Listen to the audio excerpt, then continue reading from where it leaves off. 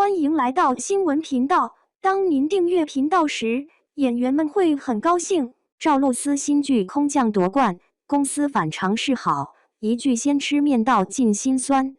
在2025年的内娱风云变幻中，赵露思与银河酷娱之间的矛盾已远远超出了单纯的解约纠纷范畴。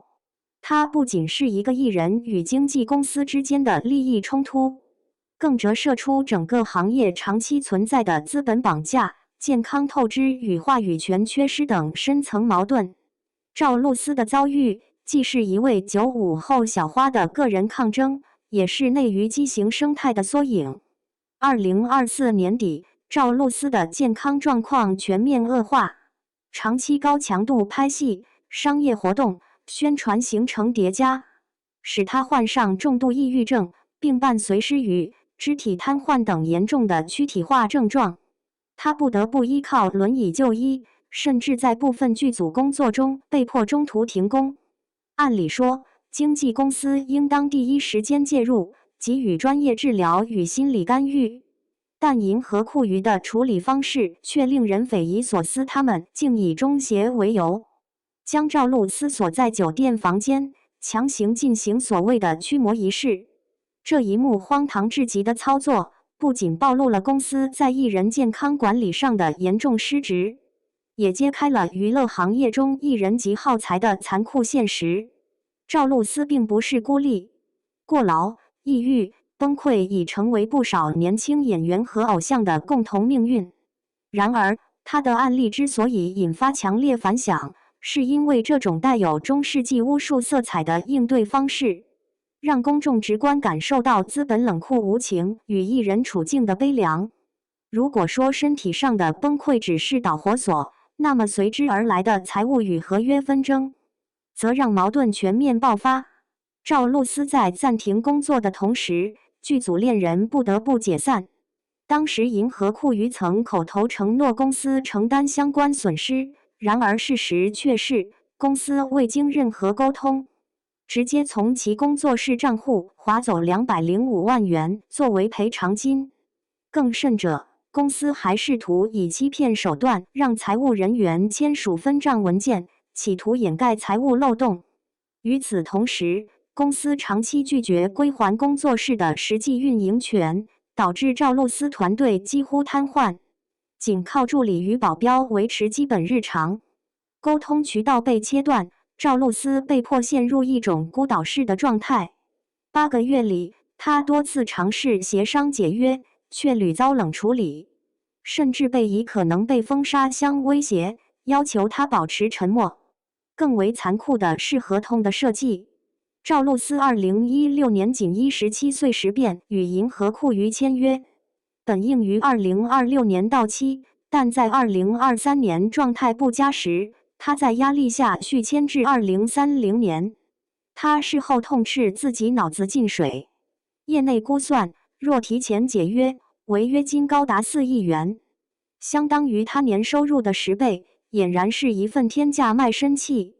银河酷娱背后盘根错节的资本结构也逐渐浮出水面，多层壳公司、隐秘的实际控制人、规避责任的合约迷宫，所有这一切构筑出一张几乎让艺人无路可退的网。这不仅是赵露思的困境，也是无数签约艺人的现实。2025年8月2日，矛盾彻底公开化。赵露思在微博仅银河酷娱未写一字，却引发全网刷屏，接解约瞬间冲上热搜。4小时后，他发布签字长文，直击公司痛处：不用你们封杀，我不干了。文中，他晒出心理测评报告，重度焦虑73分，重度抑郁75分，触目惊心。他控诉公司违背承诺、精神压迫、财务操控等一系列霸凌行为。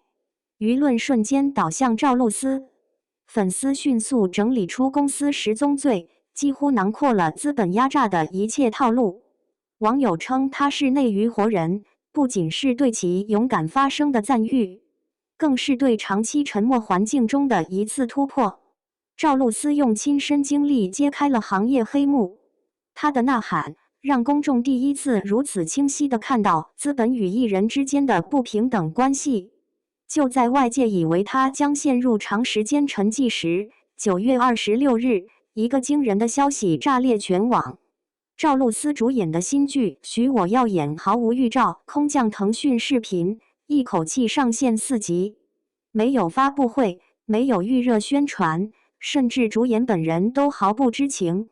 赵露思当天还在小红书晒出与闺蜜敷面膜追剧的照片，配文也没人通知我呀。然而，这部戏却以势不可挡的气势横扫全网，开播1小时站内热度突破2万，2小时内飙升至22000，当日峰值更是冲破27000，刷新了腾讯视频2025年开播日的最高纪录。更耐人寻味的是，有网友发现银河酷娱为该剧包下了1万场云包场，且 IP 地址显示来自四川。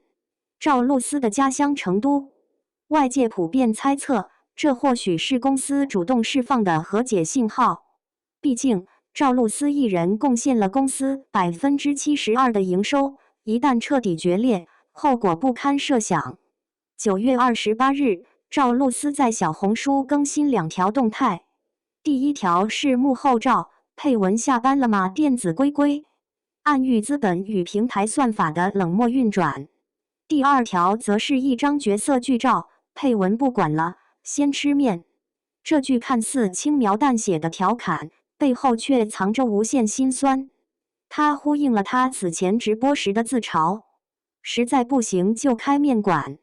在经历病痛、合同纠纷、舆论风暴之后，他选择以一种平静的姿态回应，既有自我解嘲的轻松，也有对过往沉重的彻底放下。粉丝们在评论区泪目，一句先吃面，比千言万语都戳心。这是无奈后的释然，更是重建自我的宣言。银河酷娱的态度转变，究竟是真诚和解，还是单纯的止损策略？目前仍未可知。包场行为看似是善意，但也可能只是利用赵露思的热度回血。在资本逻辑下，利益永远大于情感。然而，不可否认的是，公众的眼睛已被唤醒，舆论场的强烈反应，让公司不得不考虑声誉与市场风险。赵露思的抗争已经让行业生态开始松动，至少从此以后，任何公司在面对类似矛盾时，都不敢再轻易以冷暴力或封杀应对。值得注意的是，赵露思并未选择完全退圈，而是通过直播、公益、助农等方式持续与公众建立真实连接。他在成都面馆直播带货，帮助竹荪农产品销量暴涨。他以素颜状态与粉丝互动，不再依赖精心包装的人设，而是展现一个有血有肉的普通人。